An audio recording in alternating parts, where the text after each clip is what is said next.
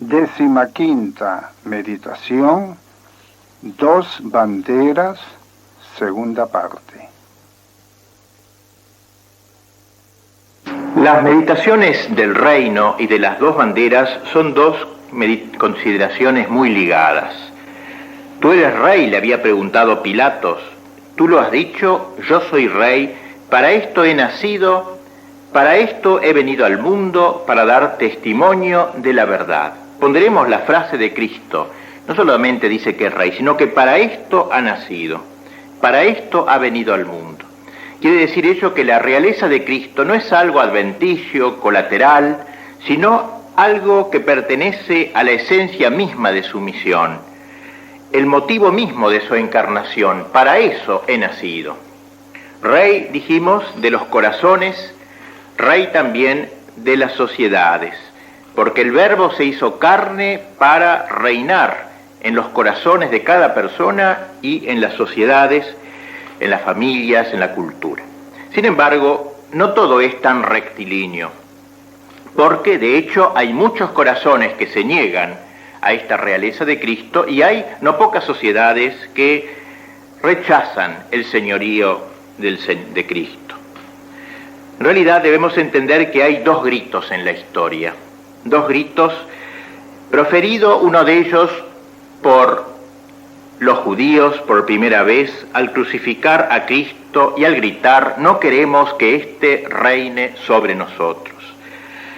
Y por otro lado hay otro grito que está expresado por el apóstol enamorado de Cristo: es menester que Cristo reine. Dos gritos, pues, dos exclamaciones, dos actitudes del alma que se han corporizado en dos ciudades, como dice San Agustín, de manera semejante a como vimos en San Ignacio, las dos banderas. Y por eso vamos a dedicar esta consideración a hablar un poquito de las dos banderas, de las dos ciudades, de manera menos en orden a la meditación y más a la consideración o elucidación doctrinal e histórica. Porque en realidad fue este genio de la patrística que es San Agustín quien detectó en la historia del mundo estas dos ciudades que dan su explicación a toda la trama histórica de la sociedad. Dos ciudades, dice, en base a dos amores: el amor de Dios hasta el menosprecio del hombre y el amor del hombre hasta el menosprecio de Dios. Estas ciudades son diversas.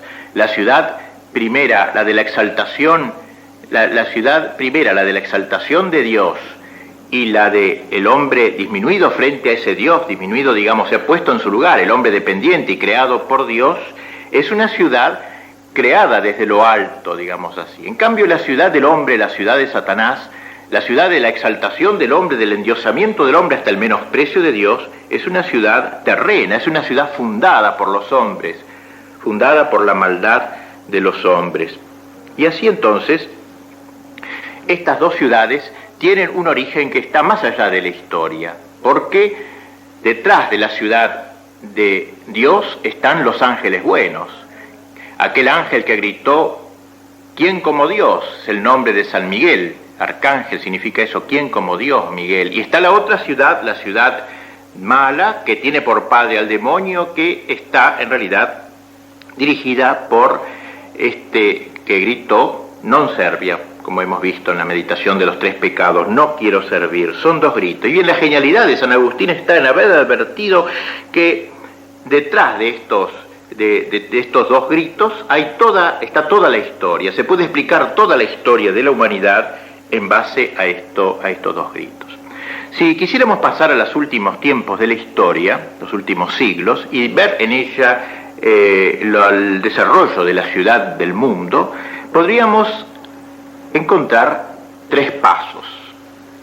El primer paso lo dio Lutero. Fue el primer paso del proceso de separación de la Iglesia. Lutero siguió creyendo en Dios, por supuesto. Lutero creía en Cristo, pero Lutero comenzó por negar la Iglesia católica y creer que cada uno debía arreglárselas con Dios. Fue el primer paso en estos últimos siglos, el primer paso grave dado por los hombres, por ese non serviam. En segundo lugar, la época del Renacimiento y del ulterior racionalismo y deísmo que se corporizó, se encarnó históricamente en la Revolución Francesa.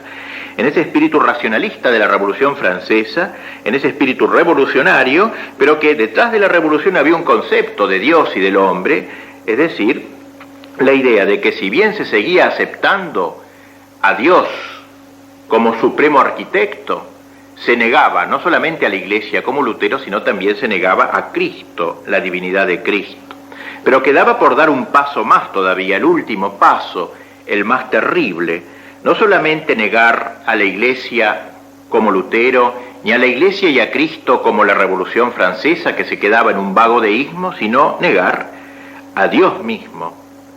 Y eso es lo que realiza, lo que intenta realizar la Revolución Comunista. La Revolución Comunista busca precisamente erradicar el nombre de Dios de la faz de la tierra. Son tres pasos históricos, no casuales, sino inteligentemente dados, con una inteligencia superior a la humana, con una inteligencia propia del jefe de la bandera, que diría San Ignacio, de la bandera satánica, dado por Satanás. Negación de la Iglesia primero, negación de Cristo luego, finalmente negación de Dios. La negación postrera no excluye las dos negaciones anteriores. ¿Qué queda entonces? Si no hay Dios, ni Cristo, ni Iglesia, queda solamente el hombre endiosado. Toda la economía, la política, el arte, la cultura ahora gira en torno al hombre. Aquí el nuevo rey, el hombre. Cristo ha sido destronado. Ahora solamente se habla del hombre, ya nadie habla más de los derechos de Dios, hoy solo se exaltan los derechos del hombre. Pues bien, frente a este mundo tan desacralizado, a nosotros nos corresponde una actitud de militancia, como nos dijo San Ignacio en la meditación de las dos banderas. Es decir, debemos levantar lo que decía San Pablo, es menester que Cristo reine. Afirmaba el Papa que mientras más se negaba a Cristo, mientras más se lo marginaba a Cristo, más necesario era levantar la voz y decir, es necesario que Cristo reine. Por eso el Concilio Vaticano II ha insistido en que es obra de los laicos este trabajo de la consagración del mundo, es decir, de dar un sentido trascendente a las actividades temporales. Hemos visto cómo Cristo en Nazaret trabajaba, pero ese trabajo estaba ordenado a la gloria de Dios. También las obras del hombre deben estar todas ordenadas a la glorificación de Dios. ¿Y cuáles son los ámbitos que debe el hombre ordenar a Dios?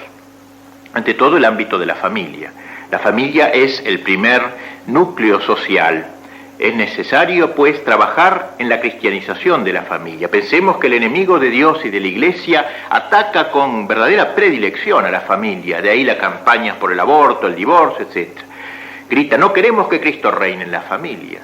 Pues bien, nosotros debemos tratar de formar familias que sean como baluartes, que no se dejen llevar, digamos así, por lo que hace la mayoría de la gente.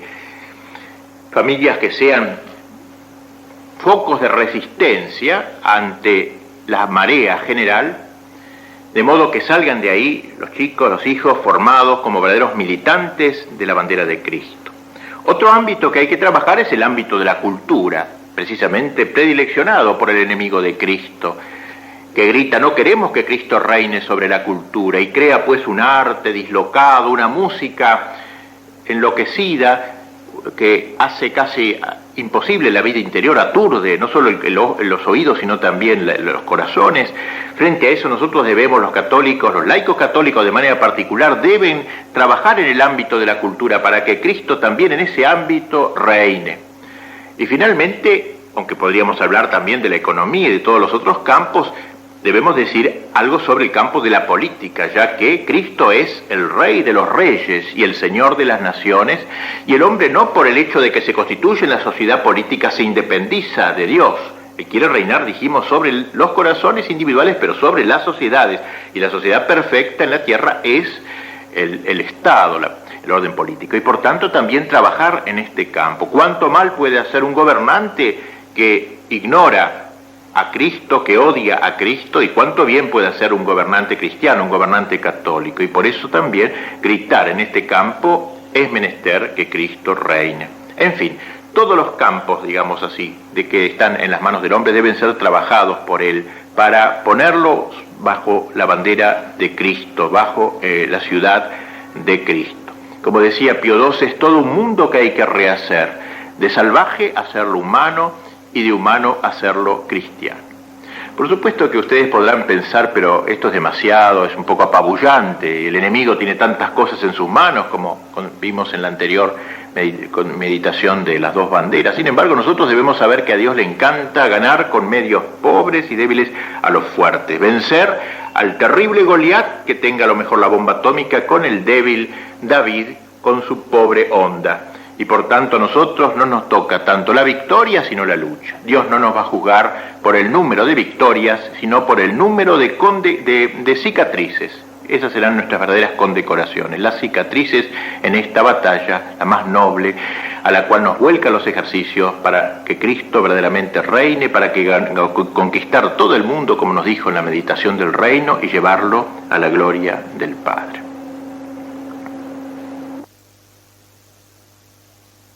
Decimosexta meditación, los tres binarios.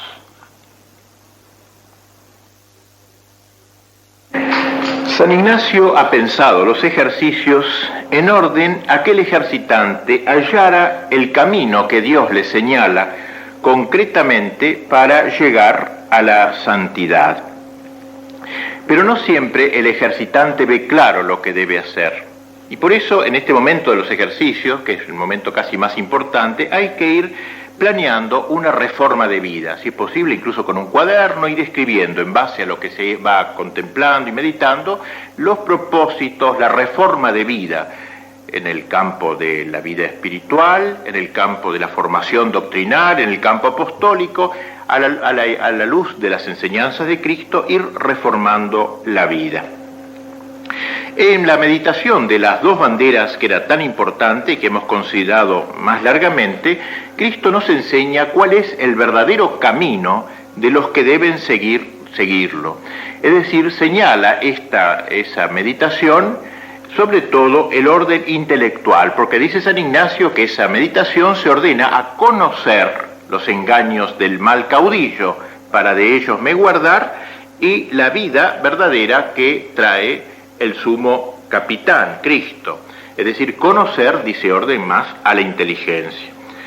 Sin embargo, no todo es inteligencia en la vida del hombre. También el hombre necesita poner su voluntad. Es necesario, por tanto, calibrar nuestra propia voluntad. En realidad, si el hombre no pone la voluntad al servicio de lo que ve que debe hacer, entonces tampoco logra la santidad. Sabrá lo que hay que hacer, pero no sabe obrar, no quiere, mejor dicho, obrar, no pone los medios para obrar. Por eso se nos cuenta que una vez una hermana de Santo Tomás le preguntó a su santo hermano qué había que hacer para salvarse.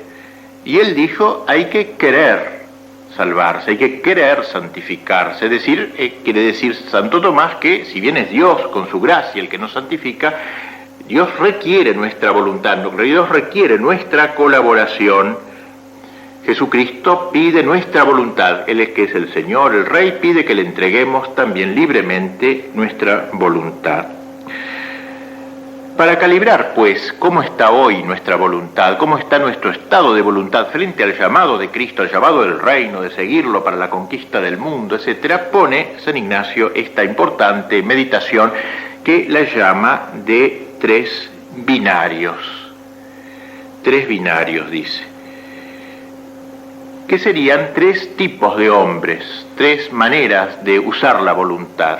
Binario es una expresión antigua que se usaba en la época de San Ignacio para explicar tres tipos, tres clases de personas, tres binarios. El primer preámbulo dice es la historia, la cual es de tres binarios de hombres y cada uno de ellos ha adquirido 10.000 ducados, no pura o debidamente por amor de Dios, y quieren todos salvarse y hallar en paz a Dios nuestro Señor, quitando de sí la gravedad e impedimento que tienen para ello en la afición a la cosa adquirida. Es Es decir, tres tipos de personas que tienen un dinero. No se trata que lo han robado, no se trata de un dinero robado, ¿no? Sino no adquirido por puro amor de Dios. Y de modo que están un poco aficionados a ese dinero grande. Son legítimos propietarios, digamos así, pero quieren hallar a Dios en paz. Y se dan cuenta que están atados a ese dinero. No lo tienen por puro amor, pura y únicamente por amor de Dios. Esto sería la historia, o sea, lo que vamos a contemplar. O sea, no es una historia como los hechos de la vida de Cristo, sino una parábola, vamos a decir, o una consideración de tres tipos de voluntad. El segundo preámbulo, dice San Ignacio, es la composición del lugar. La composición del lugar es solemne, podríamos decir, porque dice, es vernos a nosotros mismos como estamos delante de Dios nuestro Señor y de todos sus santos para desear y conocer qué sea más grato a su divina bondad. Frente a los santos, pues, que quisieron en serio ser santos, que tuvieron la voluntad de ser santos, sin dejarse atar por nada que los apartara de Dios. Por eso, frente a ellos, que son nuestros ejemplos, es como vamos a hacer esta meditación, contemplación del lugar, pues, delante de todos los santos. El tercero dice, demandar lo que quiero. Aquí será pedir gracia para elegir lo que más a gloria de su divina majestad y salud de mi ánima sea. Esa es la gracia, pues. Coraje, la gracia del coraje, para poder poner nuestra voluntad tensa y no dejarnos atar por nada que no sea Dios. Y entramos en los tres puntos, cada uno es un binario. El primer binario, dice San Ignacio, el primer tipo de hombre querría quitar el afecto que a la cosa adquisita tiene para hallar en paz a Dios nuestro Señor y saberse salvar, y no pone los medios hasta la hora de la muerte. Es decir, este hombre querría, ese mismo querría ya nos indica que no está dispuesto. O si se quiere quitar el afecto, pero en lo futuro, o lo que es lo mismo, no lo quiere quitar en lo presente. Quiere quitar afecto a la hora de la muerte, o lo que es lo mismo, no lo quiere quitar en la vida. Quiere dejar las riquezas cuando le dejen las riquezas, o lo que es lo mismo, no está dispuesto a dejar las riquezas. ¿Cuán frecuente es esta actitud? La del que quiere el efecto, pero no quiere la causa. Quiere seguir a Cristo, pero lo quiere seguir sin la cruz. Hoy no puede ser, mañana dice mañana, más adelante, a la hora de la muerte, o como cantó el poeta, mañana le abriremos, se entiende a Cristo, mañana le abriremos, respondía, para lo mismo responder mañana. Qué importantes son los deseos. Toda la vida de la gracia, todo el adelantamiento en la virtud consiste en los deseos. Si tienes deseos fervientes, ya de algún modo eres santo. Si tienes deseos tibios, eres tibio. Si no tienes ningún deseo, estás muerto a la vida de la gracia. Y por eso examinemos nuestro propósito, la disposición de nuestra alma. El segundo binario. El segundo punto y el segundo binario, el segundo tipo de hombre, dice San Ignacio, quiere quitar el afecto, pero así le quiere quitar que quede con la cosa adquirida, de manera que allí venga Dios donde Él quiere, y no se determina de dejarla para ir a Dios, aunque fuese el mejor estado para Él. El segundo binario se diferencia del primero, quiere, pero con un querer lánguido. Quiere, sí, ya no es el querría del primer binario, pero con un querer lánguido. Pone los medios, pero son medios ineficaces. No es veleidad, pero sí es una voluntad a medias. En el primer binario pugnaban dos facultades, la inteligencia que dicta el bien y la voluntad que lo difiere hasta la muerte. Pero en este binario pugna la misma voluntad, que quiere renunciar al afecto sin renunciar al afecto. Como un enfermo que quiere curarse, pero excluyendo los remedios desagradables. A esta clase de hombres pertenecen los que para alcanzar la perfección solo quieren emplear unos pocos medios fáciles, de mediana eficacia, o también los que usan medios verdaderamente eficaces, pero solo a temporadas y como por arremetidas. Por ejemplo, los que buscan la unión con Dios solo por la oración, pero no por la mortificación. Los que quieren evitar los pecados mortales sin evitar las ocasiones de pecado. Y este engaño, en cierto modo, es más peligroso que el engaño del primer binario, porque el primer binario se engaña de futuro, sabe que no hace nada y que tiene que hacer, acaso se enmiende con el peligro y la enfermedad, pero el segundo binario se engaña de presente, hace algo, quiere creer que hace bastante y con este prejuicio quizás se venda los ojos y se hace incorregible. Recordemos lo que nos dijo San Ignacio al empezar los ejercicios. Al que recibe los ejercicios, mucho aprovecha entrar en ellos con grande ánimo y liberalidad con su Criador y Señor, ofreciéndole todo su querer y libertad para que su divina majestad, así de su persona como de todo lo que tiene, se sirva conforme a su santísima voluntad.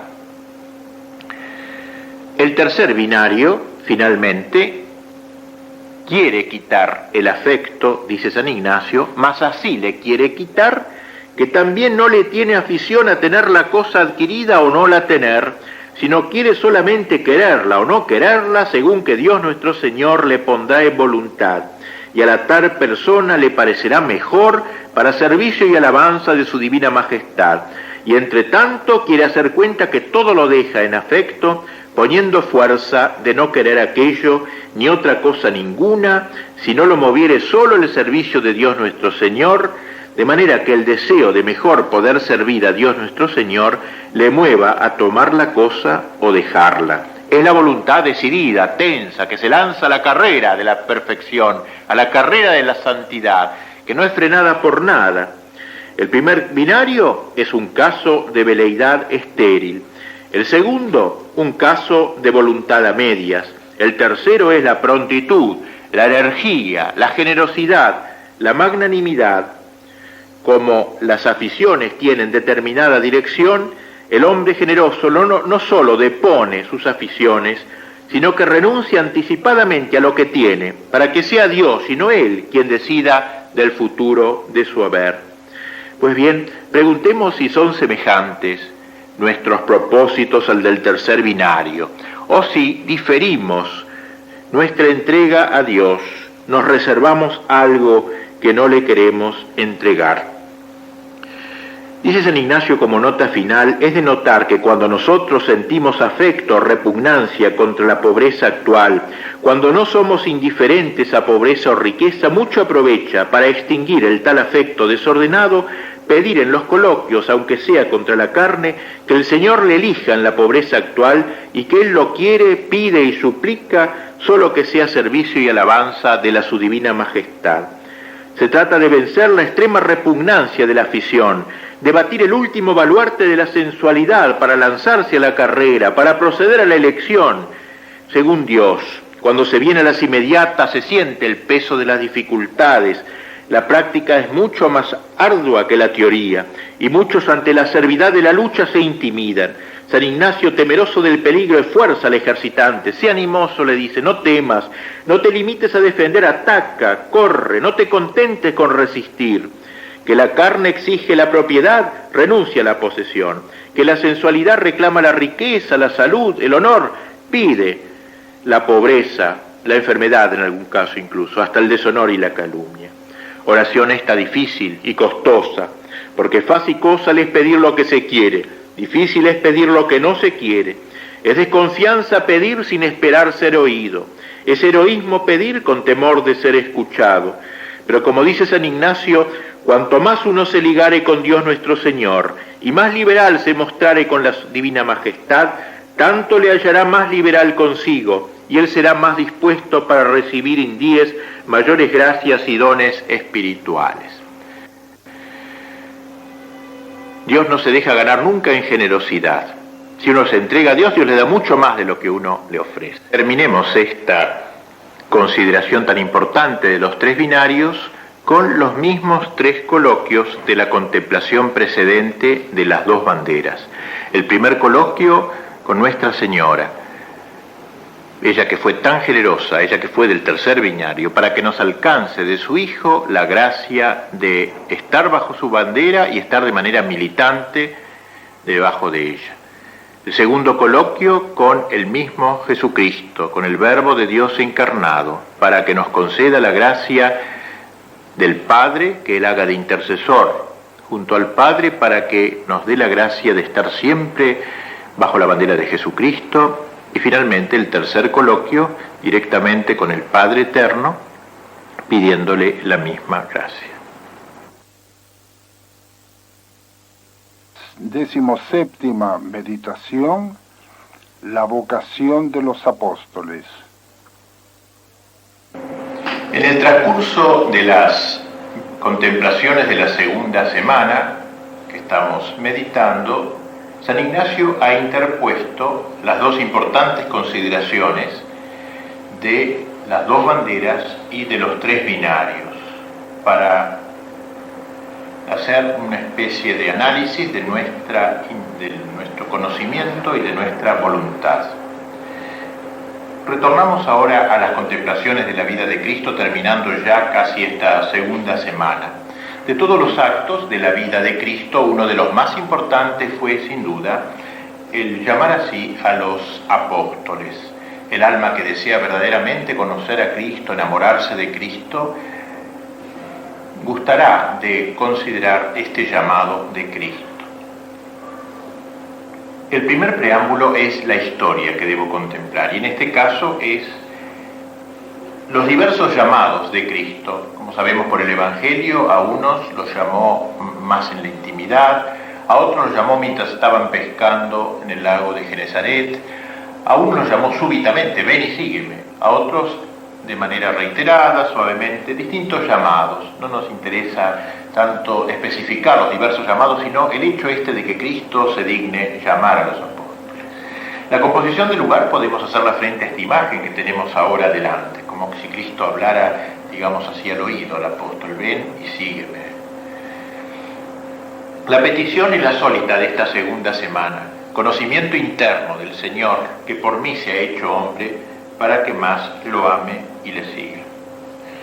Podemos ir considerando ahora diversos aspectos de este llamamiento de Cristo a los apóstoles. Y ante todo, ¿por quién son llamados? Son llamados por el mismo Cristo. Esa frase tan fuerte del Señor y que tanto nos impresiona: no sois vosotros los que me habéis elegido, sino que soy yo el que os he elegido. Y en otro lugar, en la última cena, dirá Cristo que había llamado a aquellos a quienes el Padre le había dado. Tuyos eran, Padre, y me los diste. Es decir, Cristo los ha elegido, no son ellos los que han tenido la iniciativa de seguirlo. Podemos asimismo preguntarnos de dónde son llamados los apóstoles. En realidad son llamados desde el fondo de su miseria. Miseria, aún en su condición social, no eran generalmente de clases cultas superiores, uno era publicano, que era un oficio muy desagradable para los judíos, el que cobraba los impuestos, otros eran pescadores, en fin, eran situaciones, digamos así, en las clases sociales bastante bajas, es decir, lo llaman de cierta miseria social. Asimismo, miserias morales. Vemos cómo en el contacto con Cristo van revelando la poquedad de su corazón. Por lo pronto, poca inteligencia, no captan las cosas que les enseña Cristo. Y además, llenos de defectos, discuten entre sí por tonteras, están envidiosos entre sí. Cuando Cristo le dice a uno que los va a llamar, uno va a estar a la diestra, a la siniestra, y todos se enojan a ver quién será el que estará a tu diestra, etc. Poca inteligencia, pues, para las cosas divinas. Están totalmente abocados a las cosas temporales. No entienden el reino de Dios. Creen que el reino de Dios es un reino de la tierra, mesiánico, y débiles de voluntad también, tremendamente débiles, cobardes. Los vemos, por ejemplo, cuando acaece la tormenta y creen que van a zozobrar cuando Cristo está con ellos en la barca. Asimismo, advertimos esta cobardía en el arresto de Jesús, cuando todos huyen y lo dejan a Cristo prácticamente solos o cuando están encerrados en el cenáculo por miedo de los judíos. Es decir, que para la obra más grande que existe, Dios elige a esta gente humilde, pobre, ignorante y cobarde. Y no porque Dios le guste esas cosas. Y de hecho, a lo largo de la historia de la Iglesia, Dios va a elegir a gente de clase alta, muchas veces en ocasiones, o gente rica, etc. No es que Dios siempre quiera elegir así, lo más bajo del mundo, sino que lo hizo a propósito, para que en la fundación de la Iglesia se viera que la obra era toda de Dios, y nunca se pudiera gloriar el hombre como si dependiera de él. Dios eligió, pues, a los apóstoles. Como dice San Pablo, eligió a las cosas despreciables del mundo para confundir a los sabios, y las que no son para confundir a las que son, de modo que ninguna carne se gloríe en su presencia. Y San Agustín llegó a escribir: eligió a los apóstoles suyos, los eligió pobres, deshonrados, sin letras, para que todo lo grande que hiciesen quedase claro que era Él el que los hacía en ellos, y era Él el que obraba a través de ellos. Esto nos anima a nosotros también. Reflexionemos en esto y tengamos ánimo a pesar de nuestras cobardías. De una manera siempre Cristo ha tenido la primacía, Él nos ha elegido.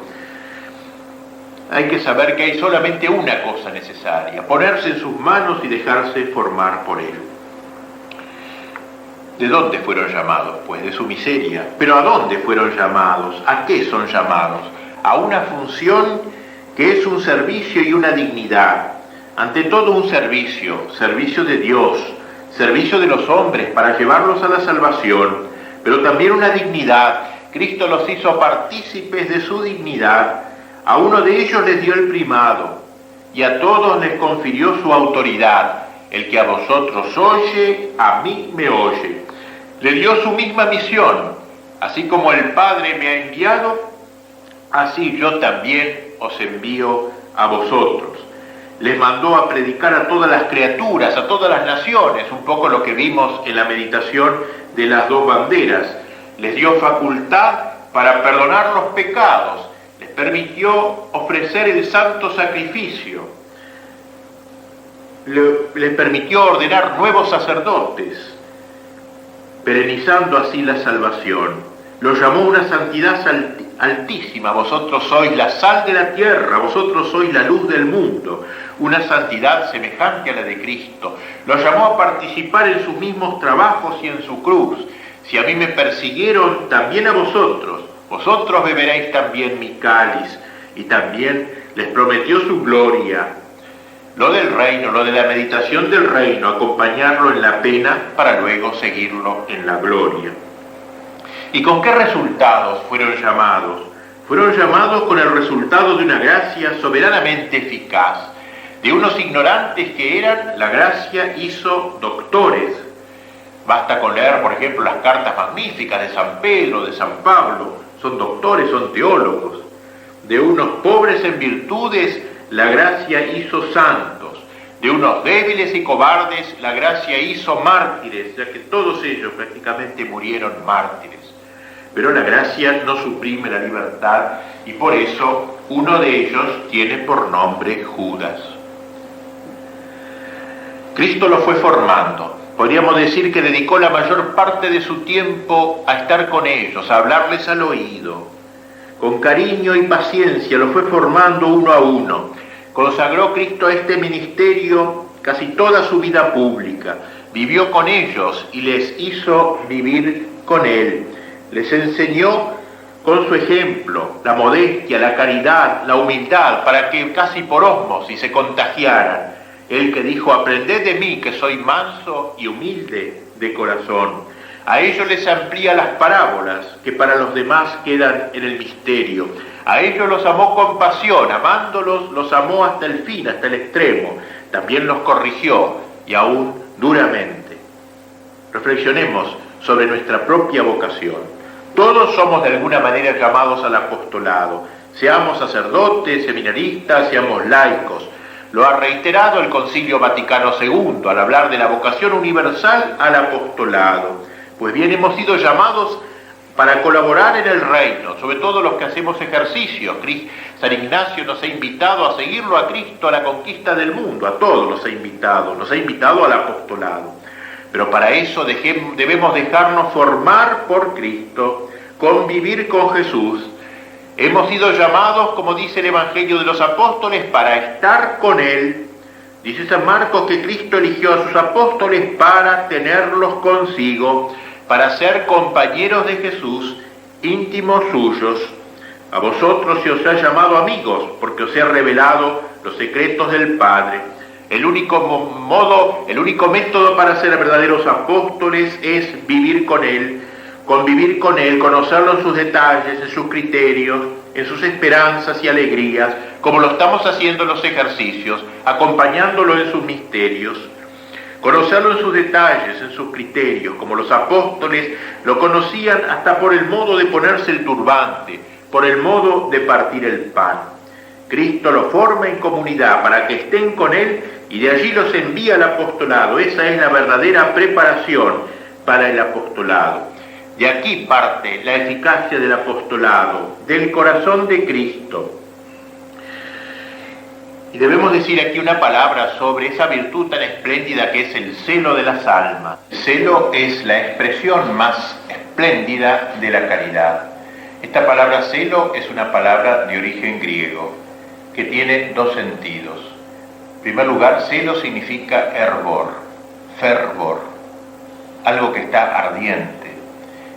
Y en el sentido que lo aplicamos ahora al apostolado sería lo propio de un alma que arde de amor a Dios, que ha encendido su corazón en el amor de Dios, no un amor, un calor que sale nomás de Él, fruto de una generosidad natural, sino que se ha encendido ese ardor en esa hoguera ardiente de caridad que es el corazón de Cristo. Cada uno vale por la llama que lleva dentro de sí. En realidad, hoy se nos exige como nunca el apostolado, máxima lo que hemos hecho ejercicios, ya que si hoy uno no es apóstol, fácilmente acaba por ser apóstata. Y si los que somos católicos no ardemos, el mundo va a morir de frío. Por tanto, necesitamos crear en nosotros un alma ardiente, que es lo contrario del alma fría, del alma tibia, del católico, digamos así, que no es efusivo, expansivo de su fe, que es como un incendio que debe expandirse en un cañaveral. Y el segundo sentido de la palabra celo es un sentido más conocido en el lenguaje vulgar, sería en el campo nupcial. Celo siente el marido que se considera traicionado o la mujer a su vez que se considera abandonada por su marido.